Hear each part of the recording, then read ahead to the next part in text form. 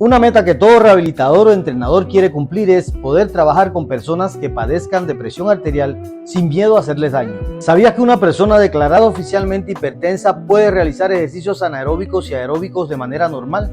E incluso sobrepasar sus resultados obtenidos en la adolescencia. Si eres hipertenso, entrenador personal, masajista o rehabilitador, y trabajas o conoces a alguien que padece de presión arterial, coméntale esto. Imagina saber que podrías recuperar tu vida normal, hacer todo lo que hacías sin miedo a recaer en una subida de presión arterial y aprender a estabilizarla de por vida. Esto es súper importante, que el paciente conozca las pruebas, procedimientos y métodos que existen con evidencia científica que garantizan estabilizar su presión arterial de manera natural y sobre todo saber que puede ser el protagonista de su propia historia.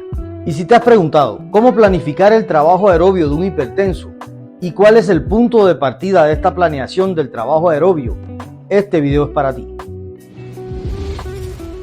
Hola, soy Michael y en este video te compartiré uno de los procedimientos más efectivos que puedes usar para trabajar ejercicios aeróbicos en personas con hipertensión arterial con total seguridad de no hacerles daño, mejorar su capacidad de trabajo, estabilizar su presión arterial y sobre todo entender que podemos vivir normal y hacer todo tipo de actividad física aún declarado como hipertenso. Por ello quiero compartirte una de las pruebas que puedes utilizar como ese primer referente para planificar tus estímulos aeróbicos con total seguridad de evolucionar y estabilizar tu presión arterial de manera natural. Vamos a darle. Se trata del test de marcha de los 6 minutos. Es una prueba de terreno sencilla que permite evaluar funcionalmente y de forma periódica entre 1 y 3 meses al hipertenso. Esta prueba, además de evaluar a los hipertensos, brinda un parámetro de mucha importancia para la prescripción y control de los ejercicios físicos para este tipo de paciente, que es el pulso de entrenamiento. Si te preguntas por los requerimientos materiales que necesitamos para su aplicación, ahí te va. La ventaja de esta prueba es que la puedes adaptar a tus condiciones reales de trabajo. La puedes aplicar en pista aérea a medida, usando bicicleta estática, una caminadora, máquina de remo, un step o sencillamente adaptarla a tus condiciones materiales.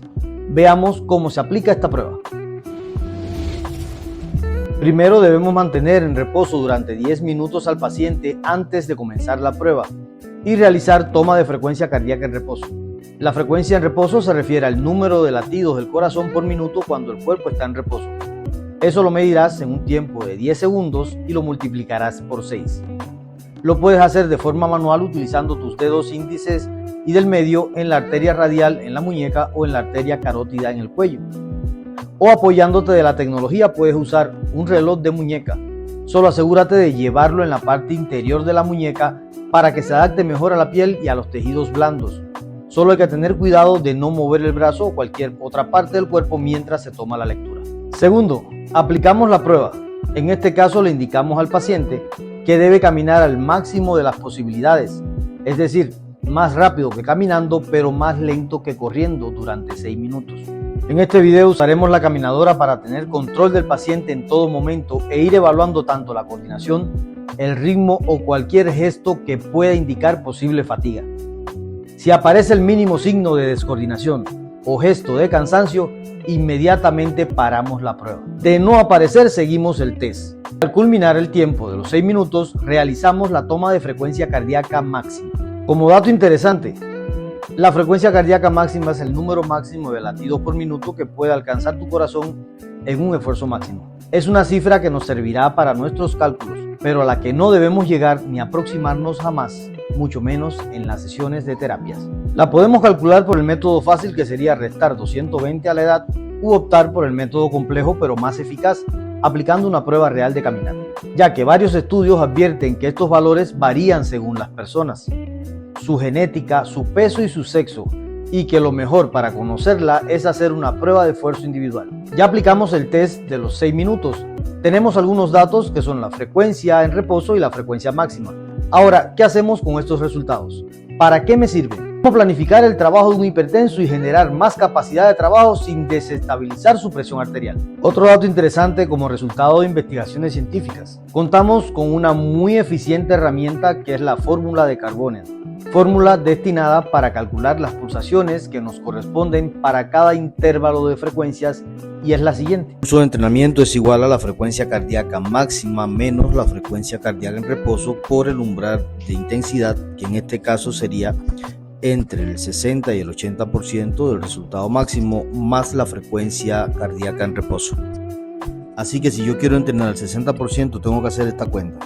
Tengo como dato fundamental que la frecuencia cardíaca en reposo es 72 pulsaciones por minuto, más la frecuencia cardíaca máxima que es 168 pulsaciones por minuto. Sustituyendo los datos sería pulso de entrenamiento sería igual a la recta de 168 menos 72 por 0.6 que representa el 60% más 72. Quedaría el siguiente paso después de la recta así: pulso de entrenamiento igual a 96 por 0.6 que es el 60% más 72. Luego de la multiplicación sería pulso de entrenamiento igual a 57 más 72, resultando finalmente el pulso de entrenamiento en 129 pulsaciones por minuto. En este caso debo checar el resultado en mis sesiones con un rango de dispersión de más o menos 5 pulsaciones por minuto. Ya tenemos el pulso de entrenamiento de nuestro paciente y te preguntarás ahora qué sigue. Sigue tu ingenio como terapeuta o entrenador. Ya tienes los valores máximos y mínimos de frecuencia cardíaca de tu paciente. En esencia, el dato más importante, el pulso de entrenamiento. Así que solo tienes que determinar los contenidos de tus terapias y los métodos de trabajo más eficientes para generar los estímulos correspondientes que te llevarán a obtener el resultado deseado, que en este caso debe ser estabilizar los valores de presión arterial y disminuir las frecuencias de los episodios de alta presión. Nunca olvides la homeostasis y lo harás bien. Otro dato interesante es el no perder de vista que la inactividad física y una vida sedentaria pueden ocasionar exceso de peso y aumentar el riesgo de enfermedades crónicas, como las cardiopatías, hipertensión arterial y diabetes. Es importante tener presente que en este tipo de trabajo aeróbico, lo más importante no es hacer mucho, sino hacer lo necesario durante mucho tiempo bajo control de un profesional, lo que es mejor durante toda la vida, excepto en momentos que el médico lo prohíba por razones justificadas. Si te gustaría conocer cómo determinar los contenidos a tratar en un programa de rehabilitación o entrenamiento funcional o de fuerza para personas con hipertensión arterial, te invito a ver el siguiente video donde te mostraré cómo elaborarlo de manera fácil y sencilla. Yo soy Michael y te agradezco haberte quedado hasta el final. Michael, nos vemos en el siguiente video.